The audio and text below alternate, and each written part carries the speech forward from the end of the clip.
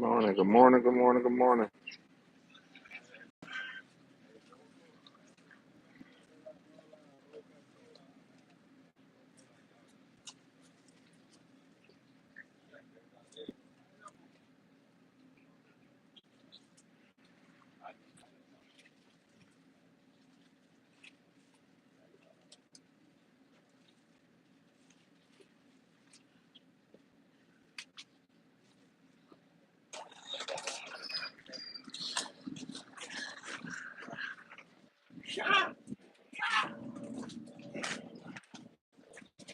Good morning, people. Good morning, good morning, good morning. How's everybody this morning?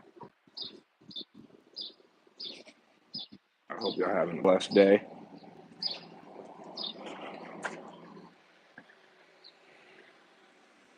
No, I'm gonna have to explain how that works.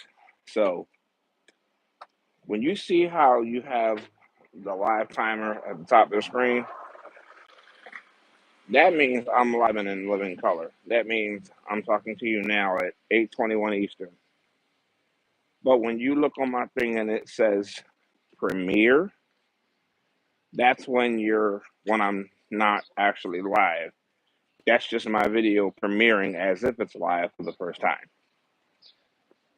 That's the difference between live and premiere. Because it'll say on the bottom left hand corner, it'll say premiere. That's how you can tell if I'm live or not.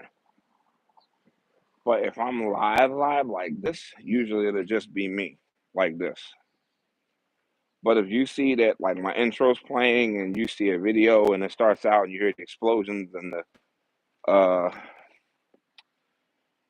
uh the sound effects, I'm not live. That's just a video that I made and I'm working on.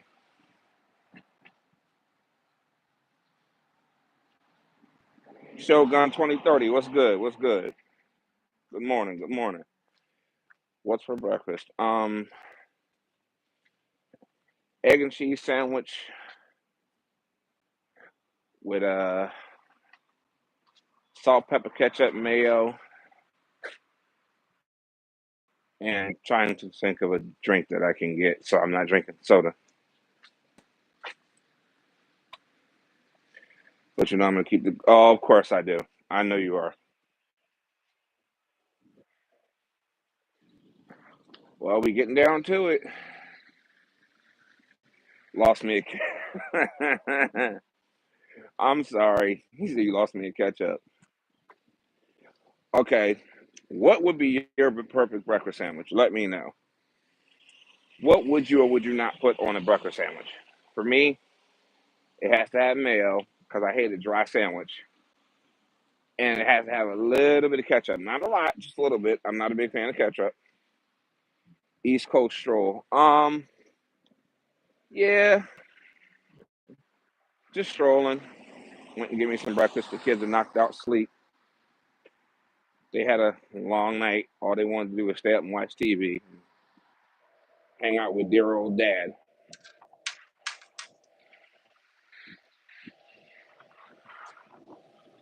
Um,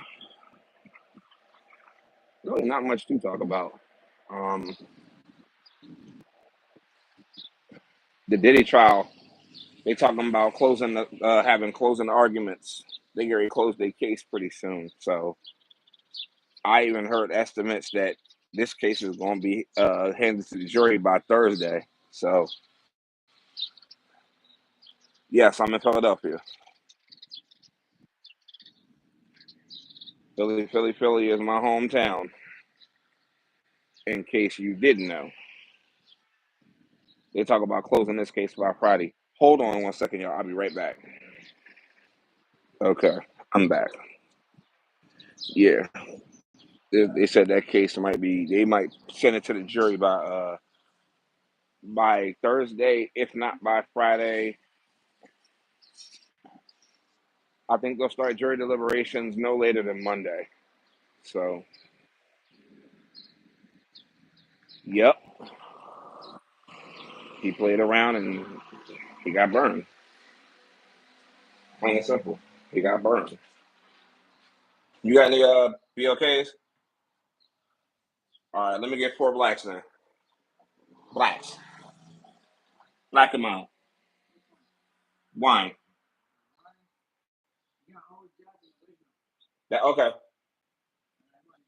Yeah, that'll work.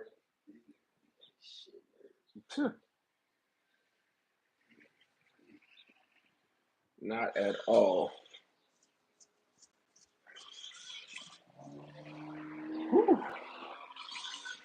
Give me a minute, y'all. I gotta get loaded. I didn't bring my lighter with me, did I? Nope. Sure didn't.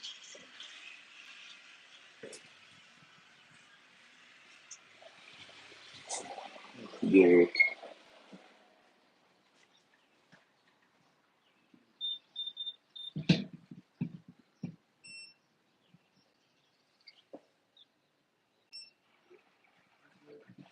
Thank you, sir. Yeah, in that case, when you play with fire, you get burned. And he played himself. He really played himself. First of all, why the hell would you record that and then not have the sense enough to put it on a server where nobody can get to it? See, he's another R. Kelly. He recorded all them damn tapes and all them tapes that he had done him up. Of course, we'll never see them, not that anybody wants to, but he did that and got himself all jammed up over stuff he ain't had no business doing. Now, in the Diddy case, these people were grown ass adults. So now that I'm thinking of it, if they determined that the girls that R. Kelly was messing with was underage, why the hell didn't they hit him with a sex charge? But I digress. Um,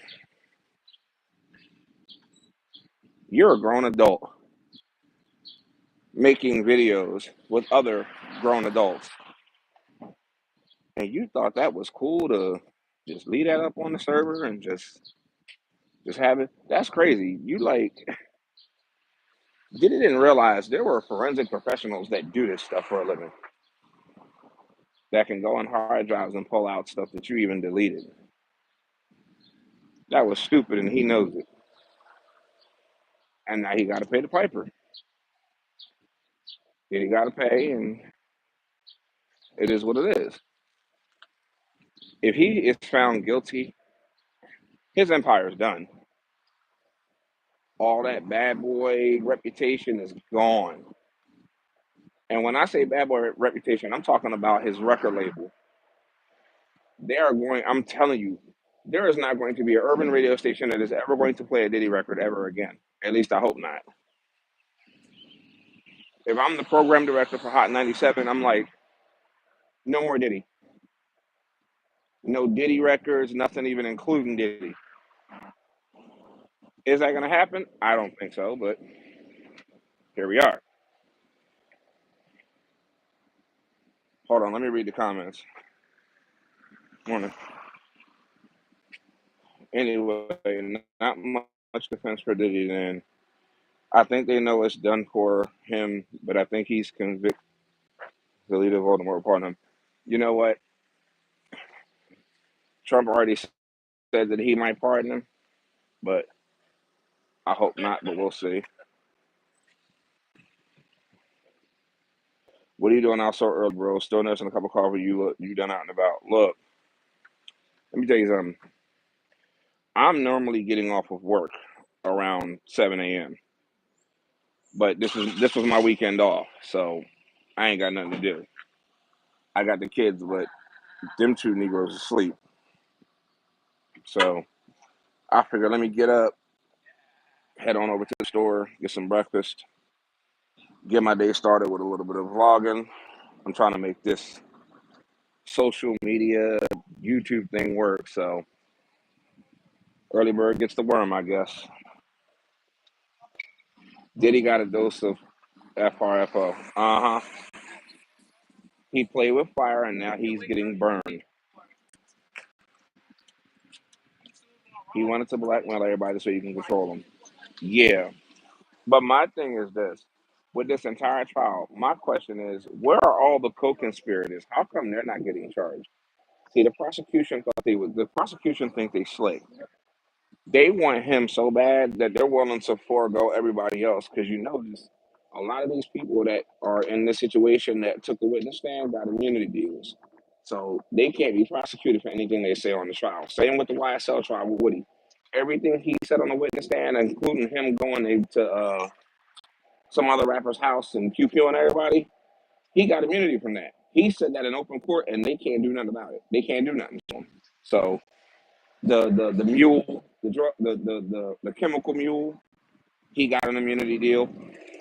I think they said that Jane person, she got immunity from prosecution because she took part in stuff that was actually criminal.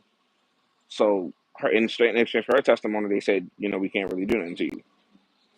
So that's the one thing that really irritated me about this trial and the censor, all the stuff that they are not allowing the jury, I mean the public to hear about some of the things that he was about some of the people that he was involved with. I don't like that. I don't like that. It's like we've known this stuff for years, and for us to make an informed decision as the public, y'all going to make it to where we can't see everything. Like, come on, y'all. Isaac, what's up? Your major corporate America agrees with you. Yeah, don't talk about my babies like that. They are little monsters. They get on. They've been getting on my nerves all weekend. They've been trying to drag me all around the city. Like it's hot, man. It's hot, sir. Oh, I see. First time seeing you, friend. I was scrolling. I saw you. Let us say hi. What up? What up, Bruce? What up? I'm waiting for Jehovah's Witness to come around the corner so I could scare the heck out of them, acting like a demon. I was going to say they got immunity. Yeah, they do. They got immunity from all prosecution. You can't even write them a traffic ticket. Now, here's if they were to come out afterward and say something that Diddy did or that they were a part of in like a podcast or whatever, then they could face prosecution. Also, don't forget, you got the TPD trial too. I don't know when that trial's coming up. I need somebody to hit me up and let me know when that trial is because I need to keep up with the TPD thing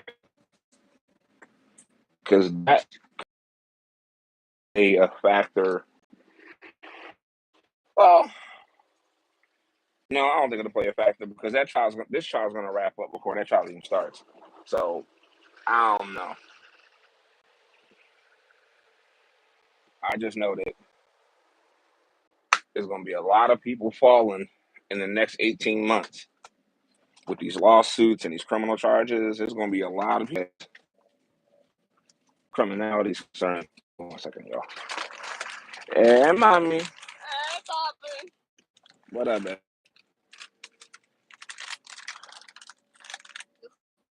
Uh, yeah.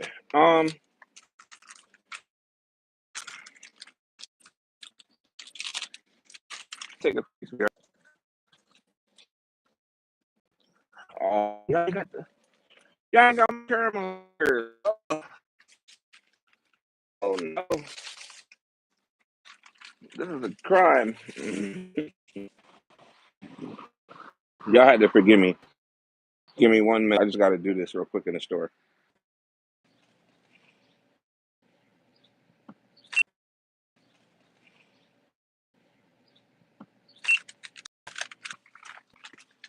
Mm, mm, mm, mm, mm, mm. You know, there are a lot of things I would get in trouble for. That would be one of them.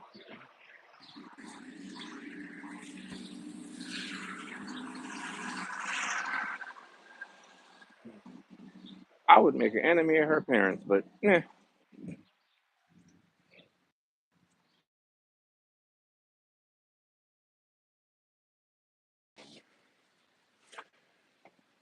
That's why I was lagging.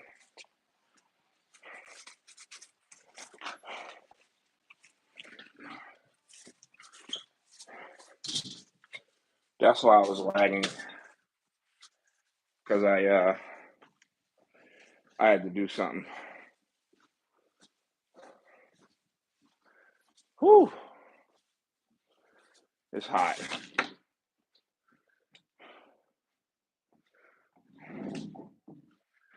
Oh God. Yeah. This whole Diddy trial is is crazy. You want my take on it? My take on it is this: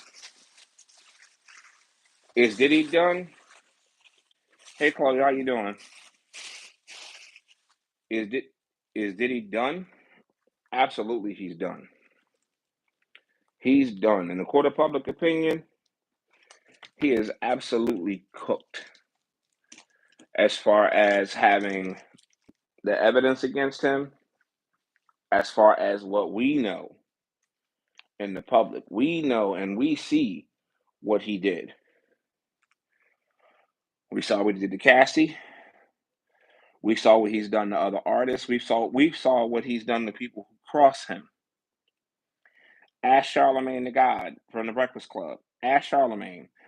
Diddy got Charlemagne fired when Cassie did a radio interview when she went up to the Breakfast Club, and there was an issue with some of the things he was saying. Apparently, he was talking reckless to Cassie, and Diddy got him fired from uh, the radio station in Philly.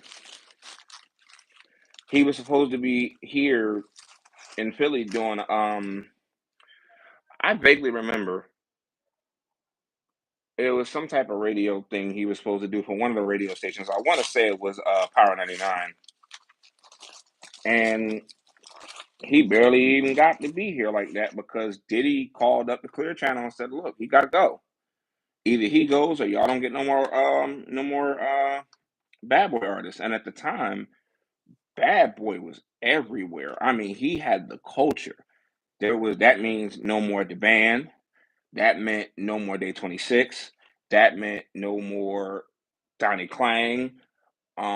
No more. And I remember, if I remember correctly, that even included no more Danity Kane because at the time Danity Kane was it on the charts. I mean, they had everything on lock. So Diddy took that and used his leverage with the radio stations to shut that down. Same way Jay and Dame did with Star and Buck Wild. Star and Buck Wild basically, for those that don't know, they had a morning show, the Star and Buck Wild show, which I used to listen to every morning. And this was around the time where Aaliyah passed away, and there was a girl that was on that show named Miss Jones. I totally forgot about her. And then yesterday they reminded me because I remember this vividly. There was a segment that they did where they reenacted Aaliyah's plane crash, and they played all type of fake audio and all that. Now, mind you, Miss Jones came out and said that she was uncomfortable with that segment because of the implication behind it. And just like she said, when that segment aired, she said an hour later they got phone calls from about 9 different sponsors pulling their money. They said we can't be associated with this because that was such an emotional trigger point for a lot of people in the music industry, Aaliyah's death. And this idiot decided he wanted to make a joke of it. Well, when the sponsors started pulling their money, Miss Jones said they sent her home because at the time she got in an argument because she didn't like the segment and they told her to go home. She said she got home and then they told her turn around and come back. We need you. And they had to pull Star and Buck Wild off the air.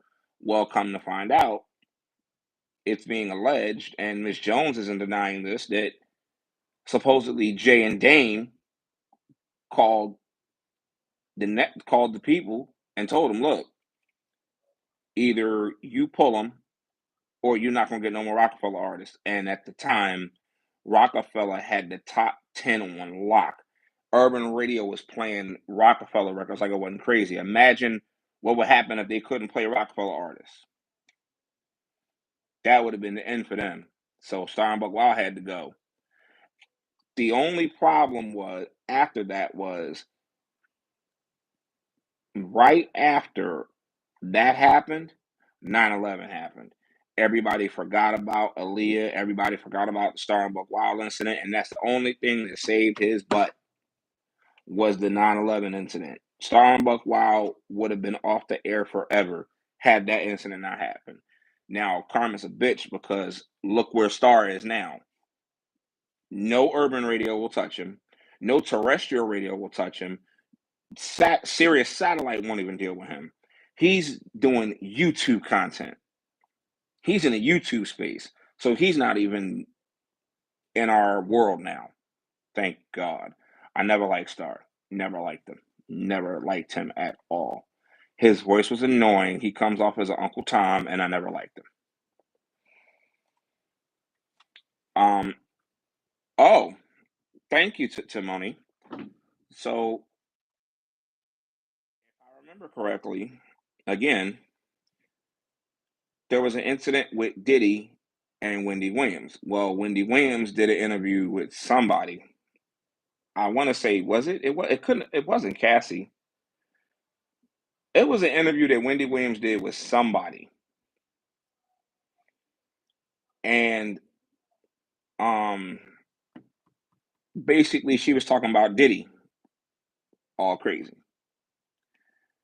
Diddy allegedly made a phone call to Hot 97 because she was Hot 97's DJ at the time.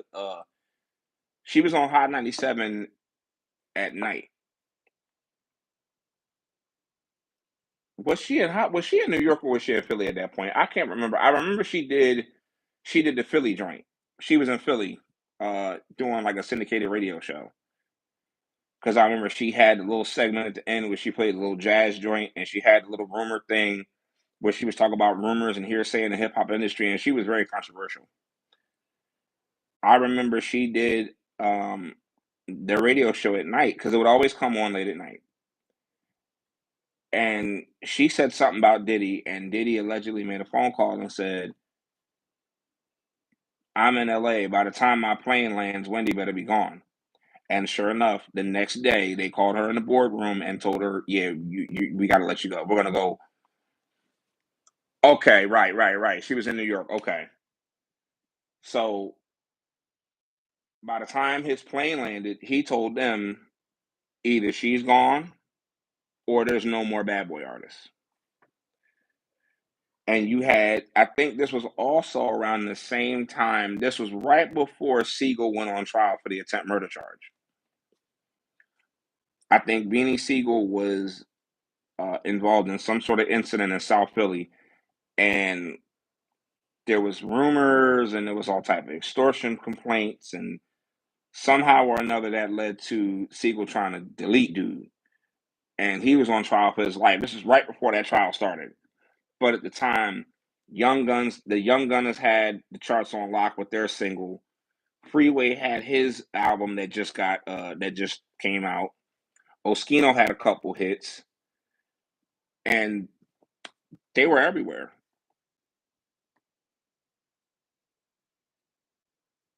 No, I'm sorry. Let me back up. I'm all twisted. No. Uh, yeah. Diddy basically was like, no more bad boy. By the time his plane landed, Wendy was gone. And I'm so glad that um Diddy basically is feeling the karma now. Because like I said, karma's a bitch. Wendy is laughing her ass off right now at this whole proceeding. Yeah, she got her own situation going on with conservatorship and her ex-husband. First of all, her ex-husband ain't one Wendy talking to Twins' mom, the one that died, and I can't think of her name. Sorry, but she had her kid. I have no. You're talking about? Are you talking about Kim Porter? He's talking about Kim. That's another thing. Anybody that says something about Diddy around Kim, Diddy messed up their career too. Diddy done messed up a lot of careers. Diddy messed up a lot of careers. Now you got people coming out the woodwork saying that everything that Diddy did to them. Dylon from the band just did a podcast, and he's talking about some of the things he experienced with Diddy. For those that don't know, that's the Jamaican guy that got fired in season 2 of Making the Band. So yeah, everybody is having to feel the sting from Diddy. Oh, I thought my kids were awake. Yeah, Diddy put himself in a situation where you can't come back from this. You can't come back. It's over for Diddy. It's over for him. It's over for Bad Boy. Like I said, if I were in radio and if I were the program director for Hot 97, until they come down with a verdict, there would be no Bad Boy records played at all. No Bad Boy records isn't active anymore, but Diddy still gets paid every time a record spins. Anytime you play a Bad Boy record, he gets a percentage of that record being played. Now, if I were Hot 97 or 107.9 or any of those urban radio stations, I would if I were the program director, I would see to it that anything with his name, anything with his voice on it, we taking that out of rotation. No, there's no more Last Train to Paris. There's no Diddy album. There's no Black album. Whatever that Diddy trash is, ain't none of that being played on my radio station. Sorry, ain't gonna do it. I have my own station head app. I don't even play Diddy records on that radio station. It's not a big, station, but and I don't go, live like that because it's very time consuming to be able to stream on here and then host a radio station and then work and take care of 2 kids. When I have my free time, I don't have a lot of time, so it's very time consuming.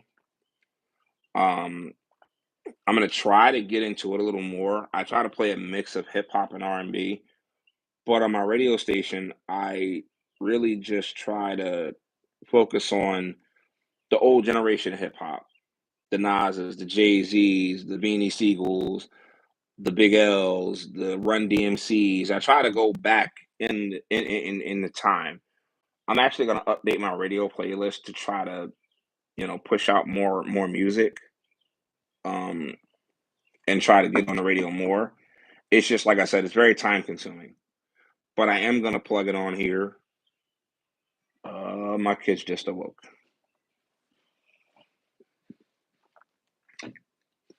Honestly, I couldn't tell you one song he made or artists that were on Bad Boy Records. Craig Mack, Mace, Faith Evans.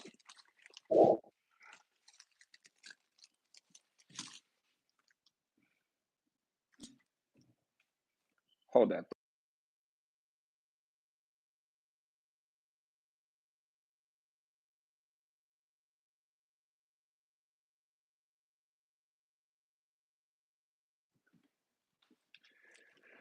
Jay Z is on this song too, along with Queen Bee. You know, yeah, there were a lot of Bad Boy artists. I mean, a lot. I remember Bad Boy. Who was? Let me just think of the ones off the top of my head. Craig Mack, Faith Evans, Charlie Baltimore. I think was on Bad Boy at one point. Um, yeah, Charlie Baltimore, uh, Faith Evans, Mace, the Locks, and the Locks were like they had an infamous beef. If you want, I'll post it on my YouTube at some point. But if you want to hear some great radio drama, Hot 97 had a program. or was it 107.9? I want to say it was Hot 97 when this incident took place. So there was a campaign that the Locks, that's Jadakiss and Styles, for those that may be unfamiliar, two rappers, the greatest rap duo in my opinion of all time. They were on Bad Boy. They produced one album with Bad Boy. Um, I want to say it was All About the Benjamins. And because this song was so popular, Diddy cut himself a nice little percentage of publishing behind it, and he got paid behind that song. So I got to educate you, Simone. I got to send you a list. It's too in depth to explain. But he made he had them on this record, one album that they made, and when they produced this album, Diddy basically cut himself a nice piece of publishing behind it. Well, they were ready to leave for whatever reason. They wanted to leave Bad Boy. Problem is, Diddy had almost all of their publishing behind this record, behind this album. They couldn't perform it nowhere without getting a cut. So they infamously did a campaign where they said, let the Locks go. And they wanted Diddy to drop them from the label so they could move on. Problem is, when they left the label, they had this clause in their contract that said that Diddy could take their publishing. Diddy took their publishing. And they were asking, give us our publishing. They wouldn't do it. Diddy wouldn't do it. So there was a radio interview where they went on the radio and essentially called him out. Because not a lot of people, the internet wasn't like it was today, where if you so much as whisper something, the whole world will know it almost instantaneously. Back then, you had to kind of be on the inside to know what was going on. And when they did that, they went on the radio and said, he robbing us for our publishing, he a thief, he this, that, and the third. As they're on the radio with, I believe it was Angie Martinez, Diddy calls up. And when Diddy called up, it got ugly. There were all type of threats. Used lawyers. Diddy's like, don't put this on the radio. Come sit down in the office. And they was like, we ain't doing that. It was like, we trying to do the things with the lawyers, but it ain't working. You don't want to sit down or whatever, whatever. And you could tell Diddy was trying to stall. Diddy was like, I don't want to do that. You could have came and sat down in the office, basically trying to chastise them on live TV for doing what they did, for taking the route they did. Later in the call, they even called Jermaine Dupri. For those that don't know, he's the guy that essentially created Lil Bow Wow. He was on Bow Wow was on his label, So Def, best friends with the Brat, all that, right? Chloe, what up? And they called him, and this is the part where people started to pay attention. When they called Jermaine Dupri, she asked, Angie Martinez asked him, have you ever heard of this before?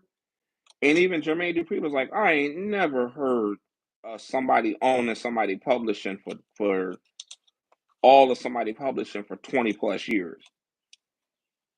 Like, he's owned a lot of people's publishing. So he got nasty with people with live radio. How stupid is that? The Locks came out and they apologized later because they was like they wish they would have handled it differently. But at the time they were so desperate to get their publishing back, they felt like they had no other option because Diddy wasn't allowing them no room to sit down at the table. It's like, you want these men to sit down at the table, but you're not willing to compromise and get them their damn publishing back so they could make money.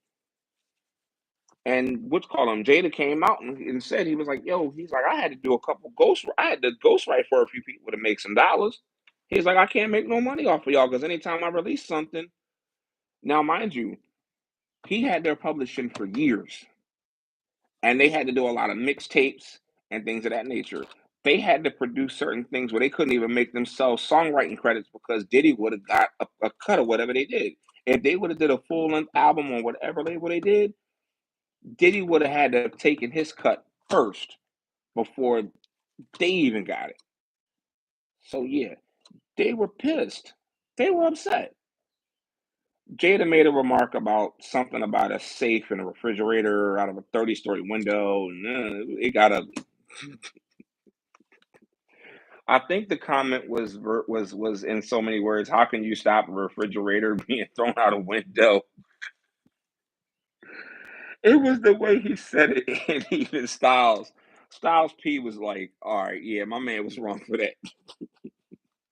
But the way I'll play it. I'll put it on my YouTube so y'all can hear the whole thing.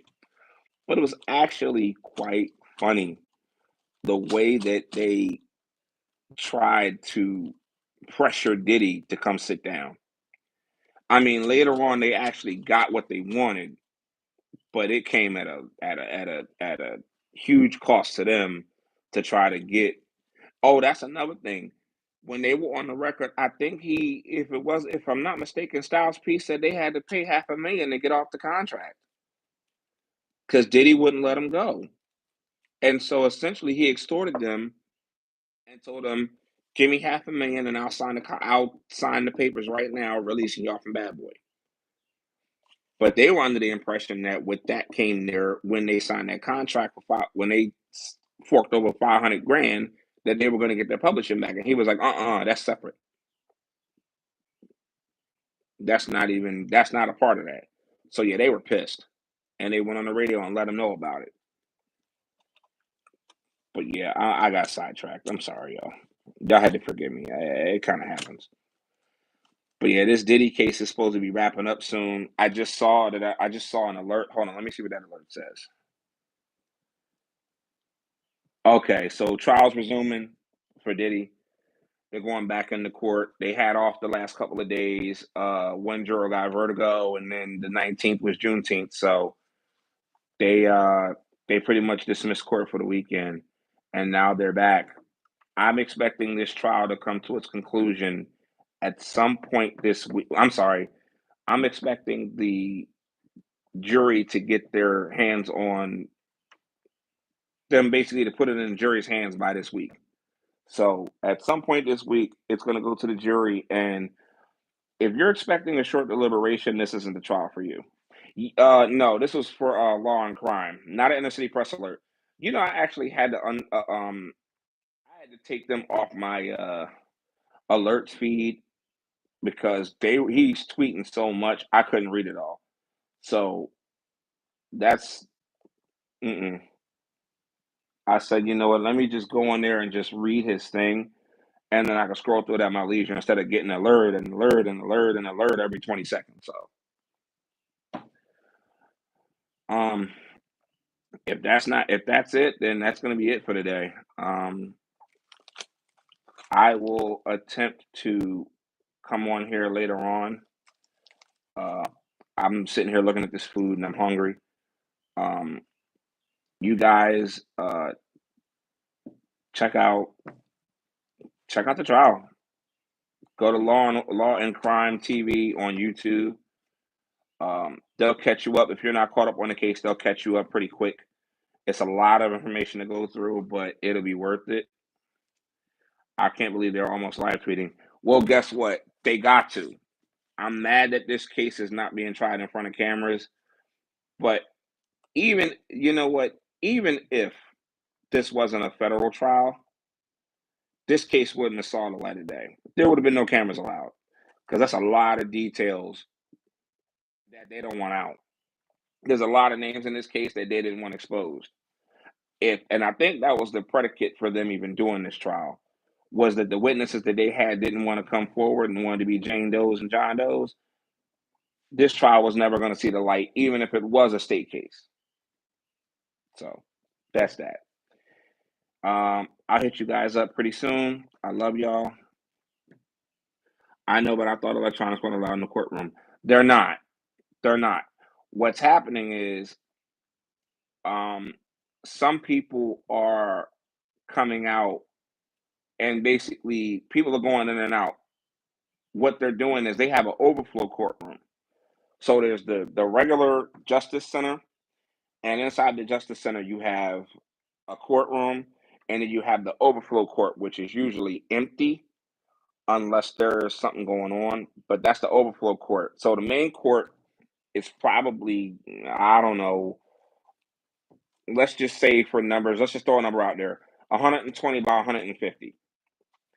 This other overflow room is probably 60 by 60. Just a random number, 60 by 60. The main people that are involved in the case are in the big courtroom, but the overflow courtroom has the court report, has the various reporters from various news outlets, all of that. In the overflow courtroom, you can have your devices to an extent, to an extent. But those people can only be restricted to certain things, like having certain devices where they can then transmit outside.